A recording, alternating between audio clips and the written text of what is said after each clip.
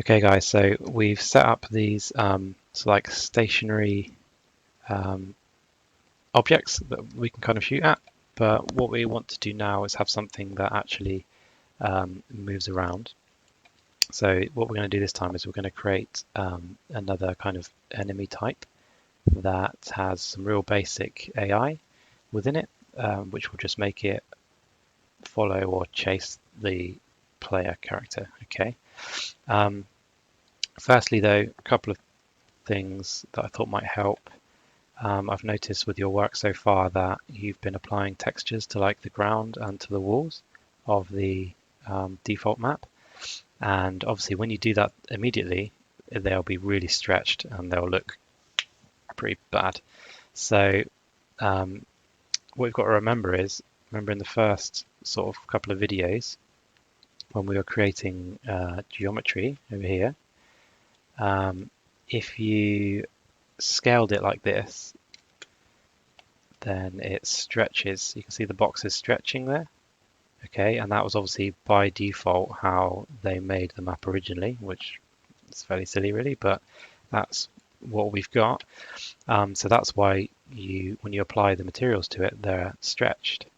Okay, so if I just undo that, and remember if we use the brush settings to scale it, see those boxes are not stretched anymore, they're just repeated. Okay, so what I've done as an example is I just recreated the ground out of a box and the walls out of boxes and scaled them using the brush settings. So when I apply the materials on, they are, like this instead of all stretched out. Okay, so just a little tip there. Anyway, so you'll see that I've already created this enemy type 2 here. So I just had to basically remind myself how to do it. But what I'll do is I'll create another one. Or actually, no, I'll just open this one and I'll show you what I've done so that you can do the same, and I'll explain to you what's actually happening. So, okay, first of all, what I did here is I've created another blueprint, but hopefully you can see there the parent class is a character, whereas the enemy type 1 that we made, the parent class was an actor. So what I did is I right-clicked in our folder, went to Blueprint Class, and instead of picking Actor, which we've been using already, I picked this one Character.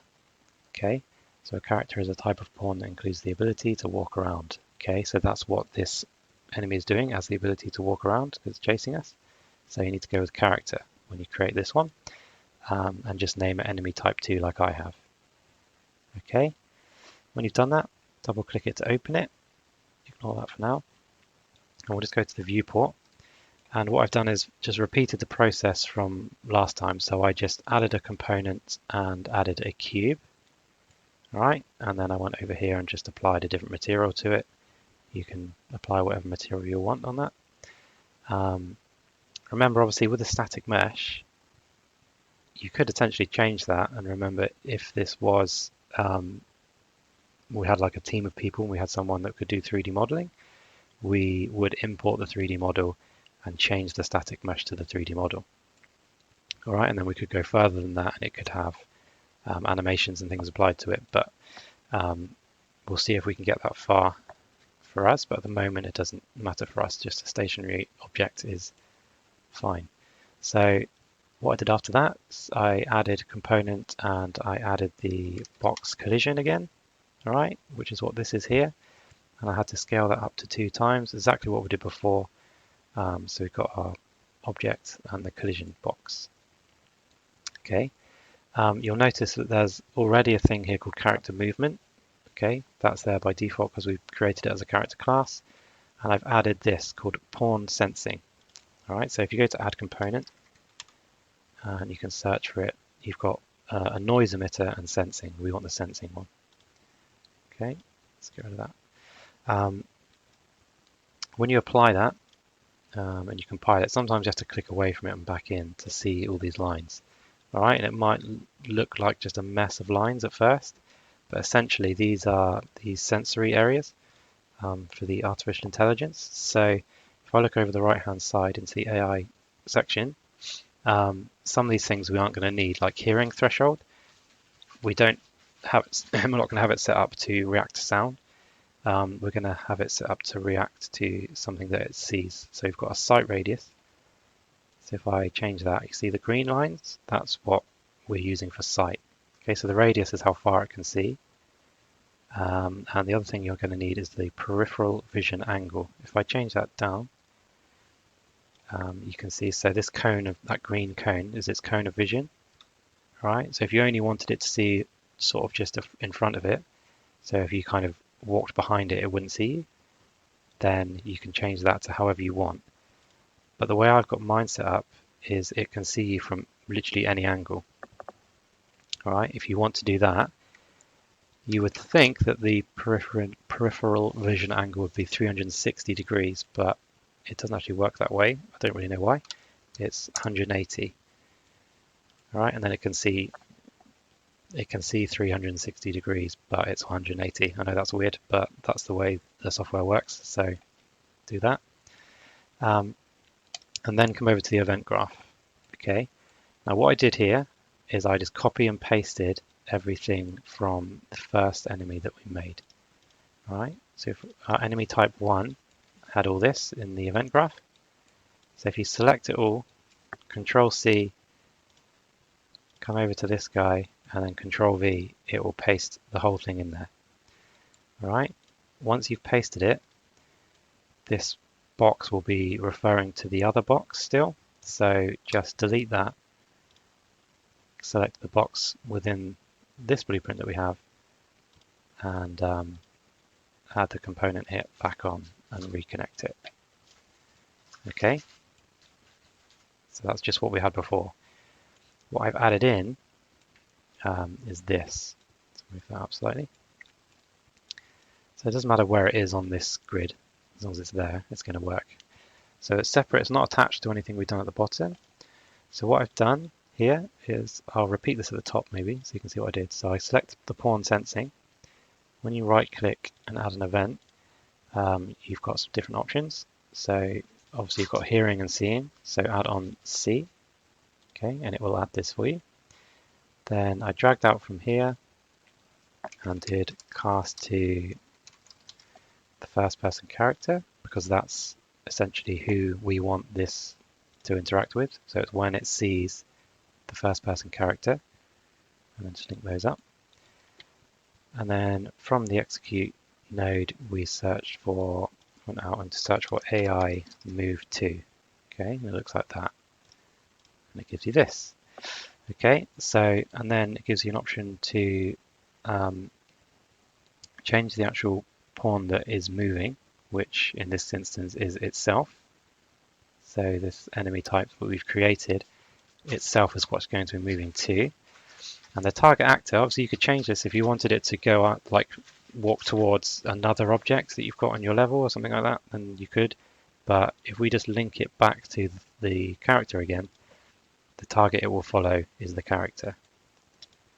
Okay, so if you compile that and make sure you've got a tick, that all should be set up correctly.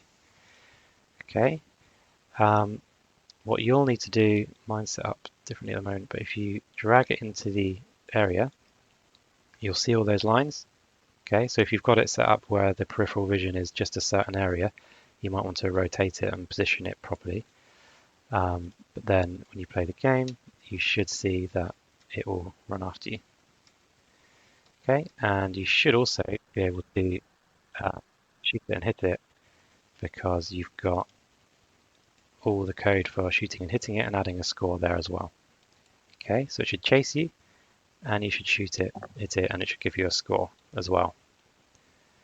Okay, there it goes. See my HUD, I've got some black sort of lines around the text. I'll quickly show you how I did that.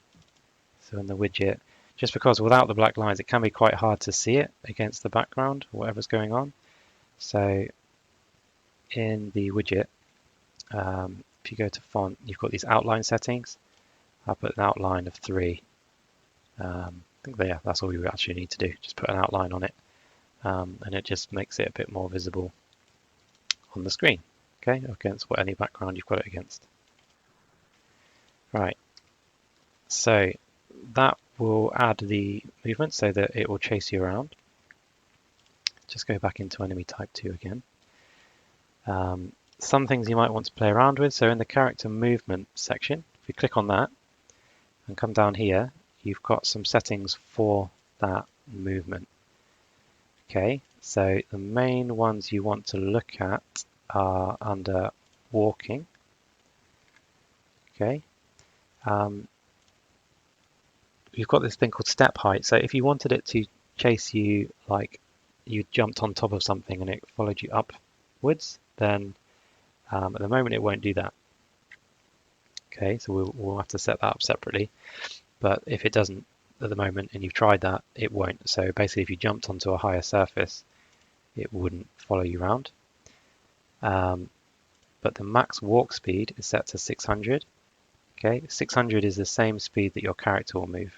Right, so if you wanted it to be slightly slower, so if I turn that down to 400 and compile it, then it won't be as fast. Okay, so it actually gives you the option to be able to escape if you need to. Okay, otherwise it will just chase you at the same speed. Whilst I'm doing that, I've just remembered I've forgotten to tell you something very important to add in. So you've probably got to this point in the video and you're thinking, mine doesn't work, it's not following me. Okay, it won't because I've forgotten to tell you to add something.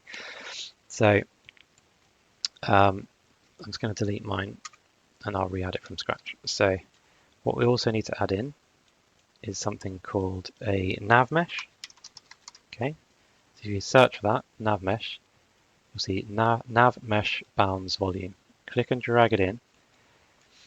This essentially is the navigation area that the character, the enemy character anyway, can move around in. Okay, so you can scale this up with the scale tool. Okay, so if you just wanted your enemy to be able to move within a confined space, you can create that confined space with this Nav Mesh. Okay, it's going to make mine like that size. Okay, and then obviously just make sure that it is on the ground or intersecting with the ground.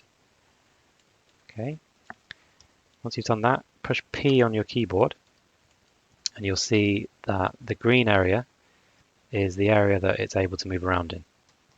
Okay, and it works itself out around any objects that are in the area. If it doesn't go green, it might be that your nav mesh isn't intersecting with the ground, so you might need to move it. Okay, so you can toggle that off with P, just so that you can see what's going on.